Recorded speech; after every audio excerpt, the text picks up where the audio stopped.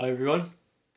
So, the other day, I just realized that I've been shooting episode for over 10 years. So I thought, maybe it's time to make a video looking back at how it all began, just in case anyone's interested. And if you're not interested, let me tell you first that there will be some photos of small me, so you probably don't want to miss that. So some of you may know me as a shooter in the Singapore national team, but actually that's no longer true. As of September last year, I've left the team. But that's a story for another time. For now, let's go back to the beginning.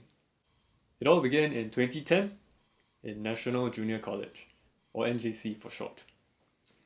Now, Singaporeans will know that in secondary school, it's compulsory to have a CCA, or co-curricular activity. Now, I'm not a super athletic person, and I can't do music or dance either. So my choices were a bit limited. So I thought, well, shooting seems kind of interesting. It's peaceful and quiet, and there were flexible training hours. Now, if you were expecting me to say that I tried out for shooting and discovered that I had an amazing talent for it, sad to say, that's not what happened. I was a small, skinny boy who couldn't really hold the pistol steady. But here's one special thing about NJC. The girls outnumbered the boys about 3 to 1. Now obviously this is fantastic for the boys in more ways than one. But what's relevant here is that this makes the sports CCAs chronically short of boys. So they couldn't really afford to be very picky in who they chose. And that's how I made it into the shooting club. It was slow progress for the next 2 years, because most of the time our coach focused on the seniors, and we, the juniors, had to make do with guidance from the seniors. But I didn't mind. I liked the freedom to figure things out on my own and to be able to try new things without having to report to anyone. So I was becoming an okay shooter by secondary school standards. And in 2012, I managed to shoot 534. Here's a photo of me shooting at a competition with an ancient Feinbergbau P40, which you may have heard of. It's a horrible weapon by today's standards. Then, in 2013, I was shooting 543. But in both those years, at Nationals, the largest competition of the year for us, both those years, our team came in 5th. The first 4 places got medals, nothing for us. 2014 was when I suddenly improved by leaps and bounds. In the first competition of the year, I shot 547, followed by 556, 552, and then 566. And in the finals of that competition, I came in first, ahead of all the shooters that had placed in front of me for so long, including some from the national youth team. That feeling was amazing. And then I thought, okay, I'm gonna go for individual first place at this year's nationals and bring my team into the top 4. But then, stupidity struck.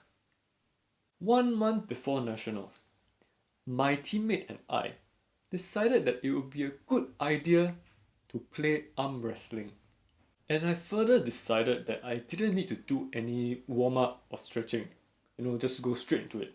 So we got into position. Ready? Go! And then we struggled for a few seconds. And then out of nowhere, there were 3 loud cracks from my wrist. We immediately disengaged. But I didn't feel any pain. So I thought, maybe it's like cracking my knuckles. It's loud. What harmless? But then a few seconds later, the pain hit me.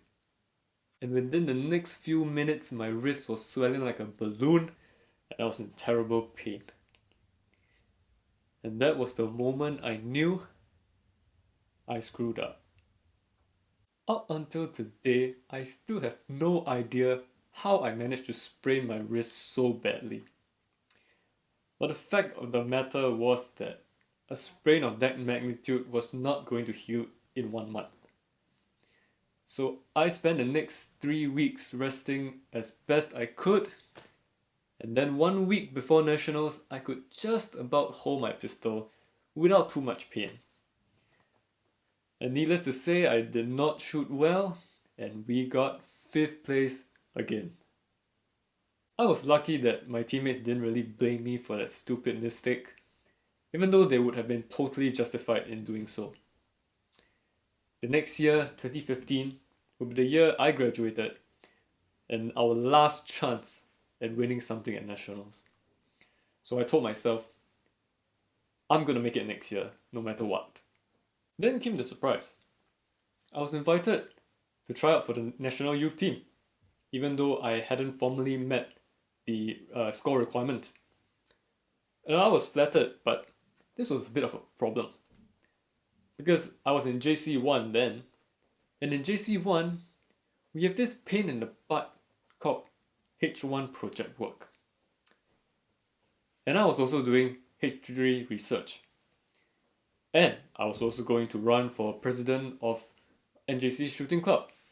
And I'm ashamed to say this, but at that time I also thought, well, I'm doing pretty well for myself. I managed to beat the other youth team shooters in that competition. So, do I really need to join the national youth team? So I told them, sorry, but I already had too many commitments on my hands. But that obviously wasn't the end of it, because you all know that I eventually got into the national team. So what happened was this. A few days after I turned down the invitation, I got a call from my school coach. And she was like, "What are you doing? How can you turn it down? You'll never get a chance like this again." And I don't even know how she found out, because I didn't even tell her that I was invited. So it was later that I found out what had happened behind the scenes. So apparently, the NYT pistol coach had seen me shoot in that competition where I placed first.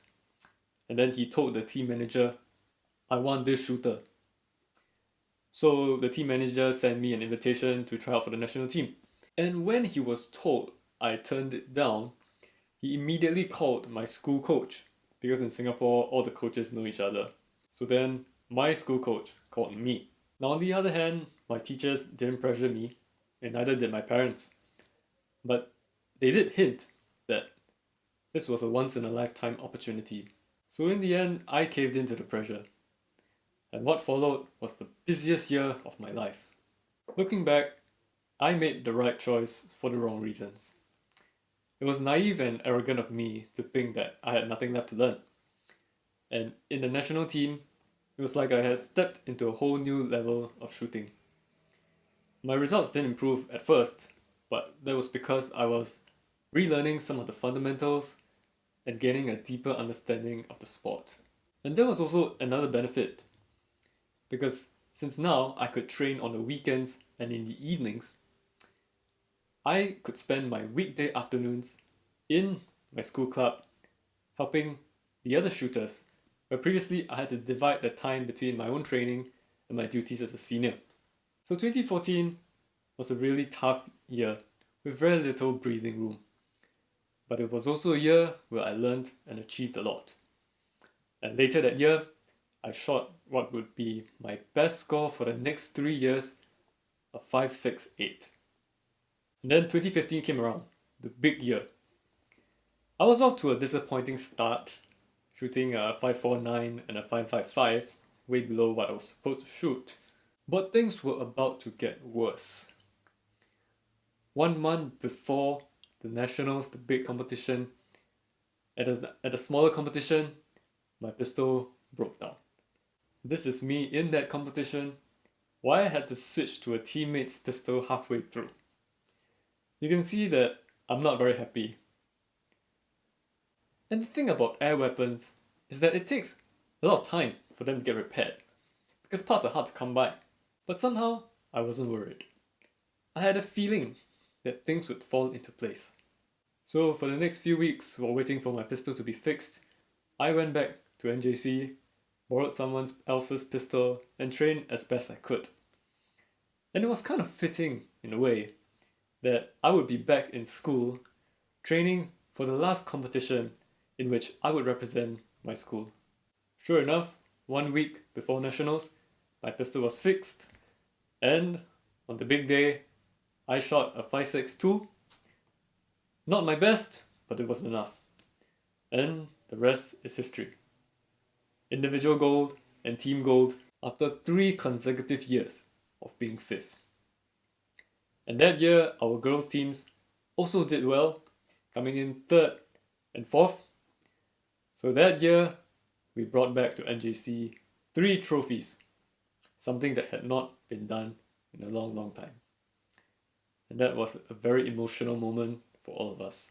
So my shooting journey in NJC came to a happy end. But that was only the beginning of my journey in the national team.